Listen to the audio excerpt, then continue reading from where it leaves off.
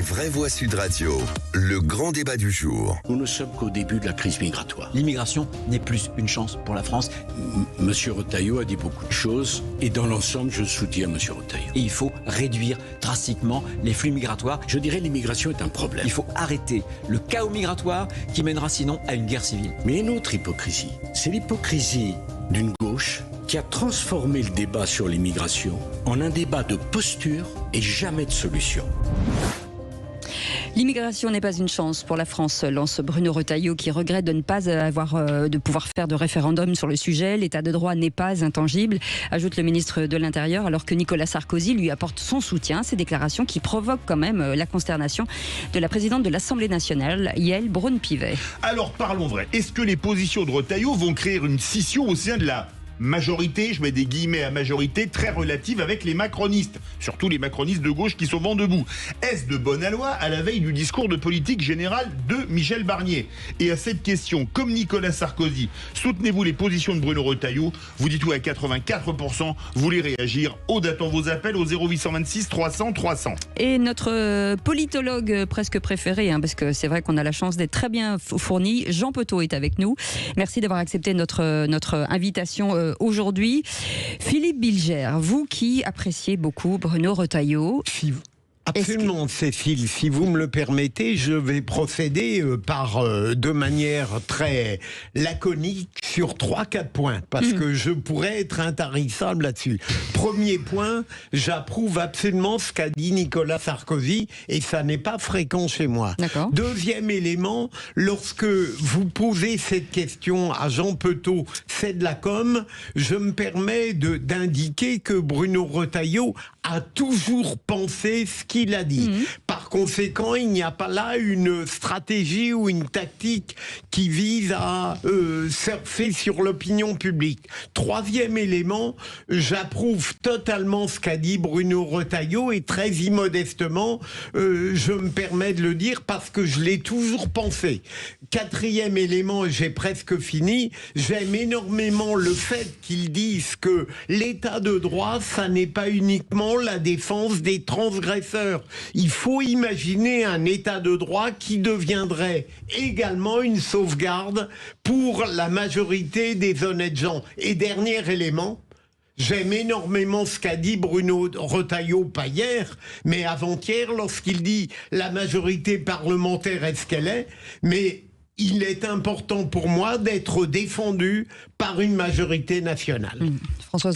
Oui, évidemment, je m'inscris complètement en faux. Je pense qu'il y a quelque chose qui est en train de se fracturer définitivement. C'est la première fois qu'un ministre de l'Intérieur raconte droit dans les yeux que l'état de droit est intangible. Je veux bien qu'on considère que l'état de droit, c'est un hocher, un mot comme ça, qu'on sort comme ça. Non, il n'est pas intangible. Non, on n'est pas intangible. Vous avez dit on n'est pas intangible. Je veux bien dans le débat public, ça devient la tarte à la crème. L'état de droit, c'est ce qui constitue évidemment la protection de tous et pas simplement dans l'esprit de Retailleau des racailles et des immigrés. Cette interview est honteuse de A jusqu'à Z et je note que ça n'est pas du tout les macronistes de gauche qui se révoltent. Yaël Braun-Pivet ne vient pas du tout de la gauche et je pense qu'à partir du moment où la présidente de l'Assemblée nationale intervient comme ça, c'est que c'est Emmanuel Macron derrière qui tousse.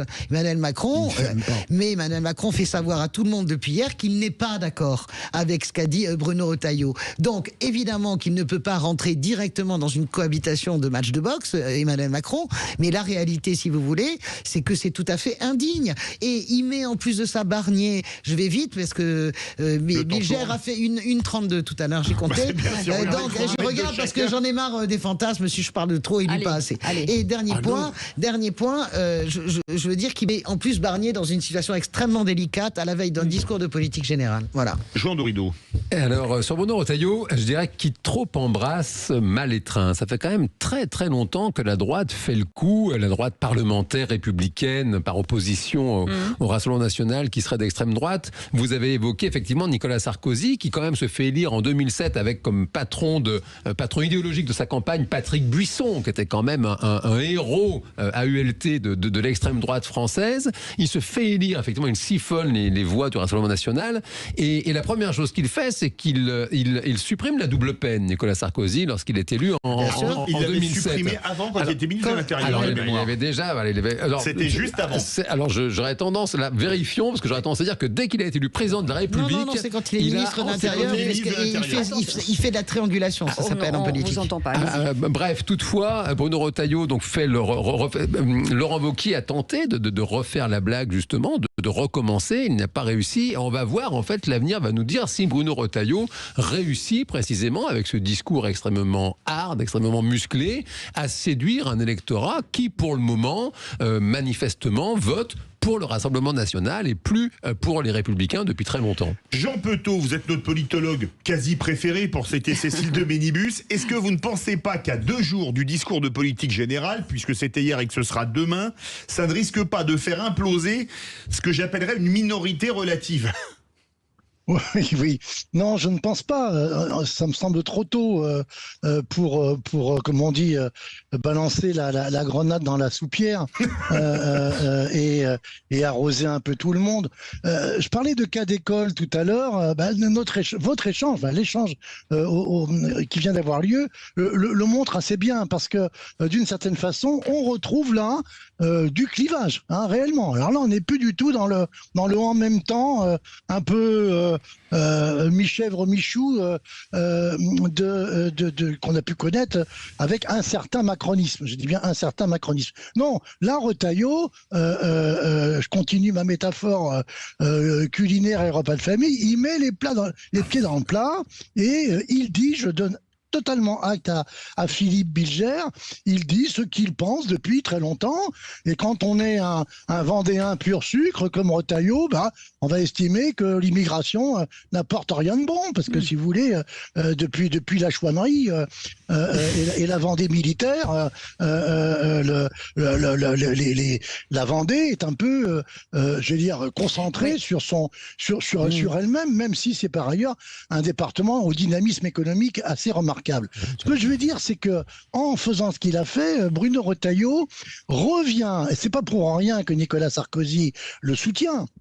Il revient sur la stratégie qui est effectivement celle de Sarkozy dans les années 2000-2007, c'est-à-dire un discours très dur et la volonté de reprendre des parts de marché qui ont été récupérées par le Rassemblement national. On est dans de la vraie tactique politique, là où c'est beaucoup plus compliqué à mon sens. C'est quand on se met à agiter des concepts, des réflexions comme l'état de droit n'est pas intangible. Oui. Je parle encore sous le contrôle d'un excellent magistrat qui a été Philippe Bilger. Je suis désolé, mais qu'est-ce que c'est qu'un État ? C'est un État qui est un État qui est un État de droit. Sinon, c'est la porte ouverte, comme on dit, à tous les abus. Vous connaissez la phrase de Camus, qu'est-ce que c'est qu'un homme ? Camus dit, un homme, c'est quelqu'un qui s'empêche. Je veux dire, dans le contexte où on voit un certain nombre de comportements machos, on a envie de dire, reprenez la phrase de Camus, un certain nombre de gens et d'hommes. Un homme, c'est quelqu'un qui s'empêche, dit Camus. Eh bien, un État, c'est aussi une structure qui doit s'empêcher. Sinon, ça devient, comme dit Nietzsche, le plus froid de tous les monstres froids.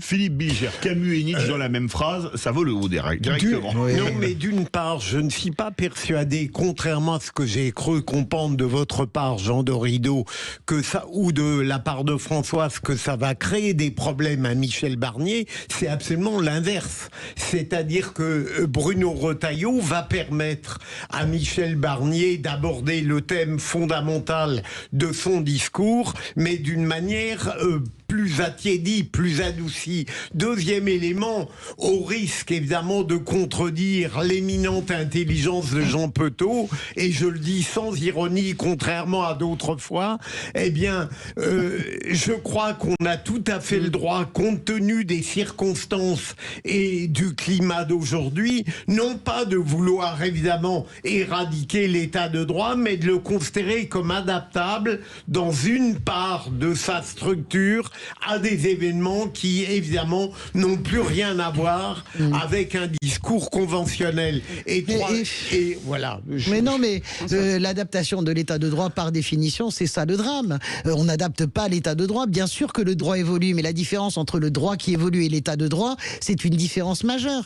Comment, en tant que juriste, en tant qu'avocat général, vous pouvez, je sais que vous aimez beaucoup Bruno Retailleau, comment vous pouvez accepter cette phrase dans la bouche du ministre de l'Intérieur? Nous sommes, laissez-moi finir s'il vous plaît, nous sommes dans un moment totalement de fracture totale. Nous sommes dans une France qui est cul par-dessus tête. Vous avez un monsieur qui arrive, inconnu au bataillon, personnalité, petite vedette de la politique, qui en peu doctement derrière son bureau vous dit l'immigration n'est pas une chance. C'est délirant. Mais laissez-moi finir. Oui. Allez donc dire ça à tous les étudiants. Mais ça fait depuis longtemps que Bernard dire ça. Je termine, Philippe, soyez sympa. Oui. Allez donc dire ça à tous les gens qui bossent et qui sont immigrés en France. Allez donc dire ça allez donc dire ça dans les hôtels, les restaurants et dans les facs. Deuxièmement, et qui vous explique, c'est pas intangible. Excusez-moi de vous le dire. Ce qui s'est passé est une fracture et c'est terrible. Et je ne suis pas d'accord avec vous. Je pense que ça emmerde Barnier profondément. Allez, 0826 300 300. Jean-Pierre est avec nous. Jean-Pierre voulait réagir. De La Ciotat. Oui.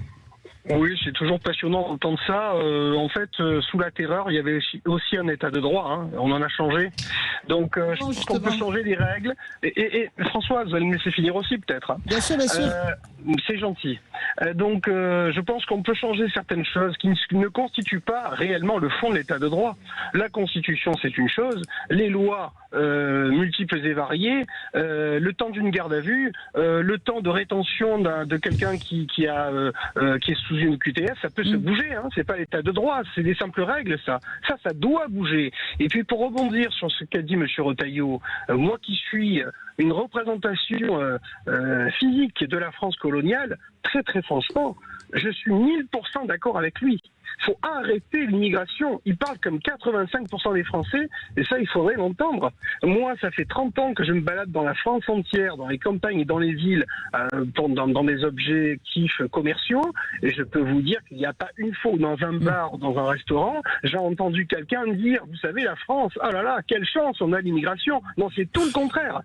C'est tout le contraire. Oui. Et laissez-moi vous dire que si on continue comme ça, Madame Debois et quelques autres qui pensent comme vous, là, pour le coup, on va passer par-dessus tête. C'est moi qui l'interpelle. On va peut-être même se retrouver armes à la main. Je vous entends, je vous entends. Je vais court. Comme disait quelqu'un de gauche que vous avez bien connu et qui est parti il n'y a pas longtemps, hein, qui a été ministre de l'Intérieur, il a dit: je crains que bientôt on ne soit face à face.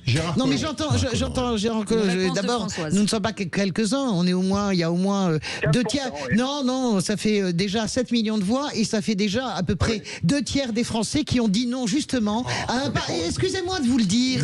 Il y a 2 tiers, mais écoutez, arrêtez avec ça. Écoutez, je vous le dis, vous repartez dans le délire en pensant que l'immigration est le sujet majeur des Français. C'est une erreur. Il y en a marre. Allez, Françoise. Madame de Gouas, ce qui serait super, c'est que quand on n'est pas d'accord avec vous, et regardez comment vous parlez. Mais soyez sympa. Mais c'est pas. Et moi aussi je vous argumente. Mais moi aussi je vous argumente. Jean-Pierre. Moi aussi j'argumente. Moi aussi j'argumente. Jean-Pierre. Non mais j'aime bien Jean-Pierre quand même. Peut-être pour mettre d'accord Jean-Pierre et Françoise, c'est à chacun de penser dans son fort intérieur si l'immigration est une chance pour la France ou pas. Françoise parle des étudiants. J'ai la conviction que les étudiants qui viennent étudier en France, c'est une chance pour eux. C'est une chance pour un étudiant de venir étudier à Polytechnique, dans les grandes universités françaises. Tout comme quand un Français part à Stanford, c'est une chance pour lui d'aller étudier aux USA. Je pense qu'il faut quand même renverser le stigmate. C'est quand même les personnes qui se rendent à l'étranger, c'est une chance pour elles d'aller plus que même une évidence. Vous parlez de l'exception, c'est-à-dire de l'étudiant qui va à Stanford ou de lui qui est excellentissime en France. Mais c'est pas ça, c'est pas la norme, c'est une exception. C'est aussi les gens qui bossent en cuisine, Françoise, Ceux qu'on relancez voit pas, dans je la vous en supplie. rue et les clandestins qu'on voit, c'est pas des étudiants qui vont à Stanford. Non mais ça, je suis d'accord avec ce que vous dites. Excusez-moi, on va pas faire un débat sur ça. Jean Petot, C'est la pardon. réalité. Oui, Jean-Pierre, restez avec nous. Jean Petot, est-ce que quand Michel Barnier dit il faut de la fermeté et de l'humanité, est-ce que c'est possible aujourd'hui? Est-ce que c'est pas ça que veut rétablir Retailleau? C'est un peu ça, Cécile, vous avez raison. Il y a un côté un peu bad cop, effectivement, comme on dit trivialement chez Retailleau, qui est dans le rôle du flic. Et parce que effectivement, il est ministre de l'Intérieur et il joue la sévérité et la sécurité et l'autorité.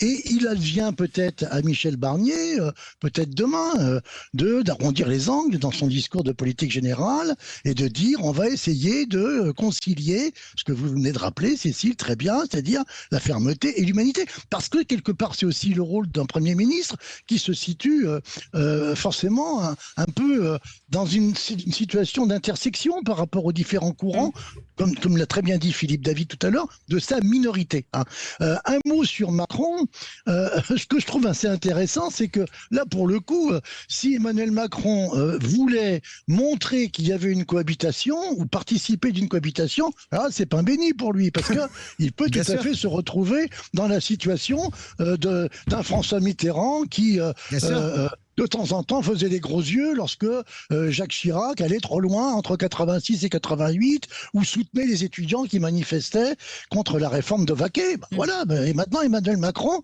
va pouvoir se refaire une santé à peu de frais et assez Exactement. vite. Et d'ailleurs, Yael Braun-Pivet, c'est Macron et Borne aussi, je vous le confirme. Philippe. Mais non, la faiblesse d'Emmanuel Macron aujourd'hui, c'est que précisément, il n'est pas dans une cohabitation.